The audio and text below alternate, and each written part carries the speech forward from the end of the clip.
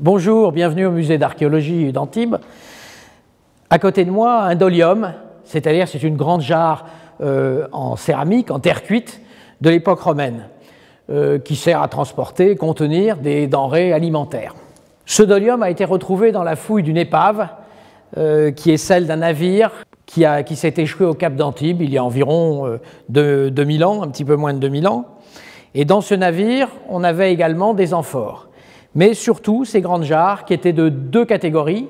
Il y avait des petites qui pouvaient atteindre 1000 litres de contenance et des grandes jarres qui pouvaient faire 1,65 m de hauteur et contenir 2000 litres. Ce sont des jarres à vin. Celle-ci, donc, c'est le petit modèle et on peut voir à côté une inscription de la famille des Pirani. C'est une entreprise familiale de la région de Minturne, en Campanie, et c'est une entreprise d'armement maritime et qui a développé ce type de transport pour le vin. Alors évidemment, tout de suite, on se pose la question, mais comment manipuler des jarres d'un tel poids, de telle dimension? Et effectivement, c'est un problème. Ça veut dire que ces jarres étaient en permanence sur le bateau avec le vin. Il fallait développer un système de pompe, un système d'entrepôt, et la navigation avec de telles jarres qui étaient très lourdes pouvait s'avérer également compliquée et dangereuse.